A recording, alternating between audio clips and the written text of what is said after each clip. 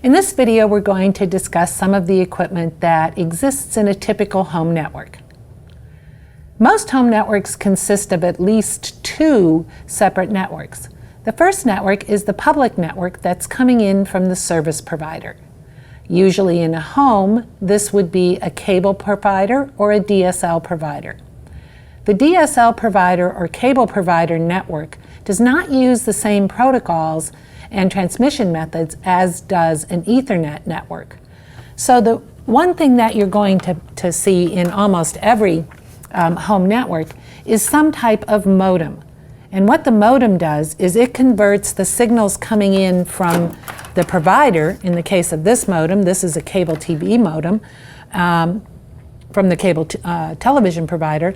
It has an input for the coaxial cable coming in for the cable, and it also has an output port that goes to the local home network. Now, some home networking devices come with the modem built in. As you can see, this one in particular has the connector for the cable company to connect to, and then the outputs are the typical LAN outputs that you would see on a normal home networking device. Now, almost all home networking devices also provide wireless.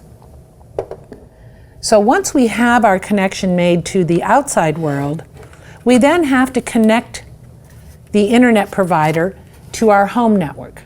And you'll notice on this device, it has a yellow port, which is marked internet.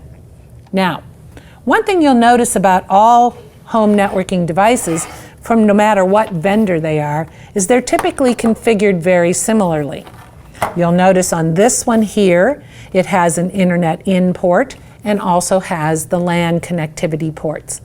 These ports are usually switched ports. On this one, it doesn't require the connection from the modem because it has the modem built in, but it also does have the same network LAN ports that you can attach devices. And it has a built-in wireless access point.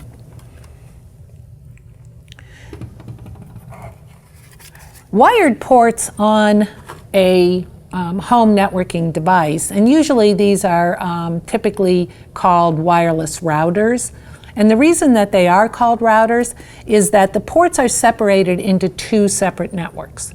The first network is the local network. Now that local network can be either wired, in other words, I can plug in an Ethernet cable and connect it into a device.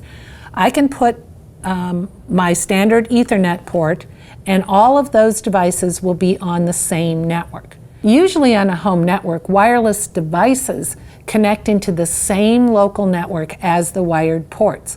So if you are looking at what the IP addressing is on your home network, you will see that in most cases, the wireless users receive an IP address that is on the same network as the wired users.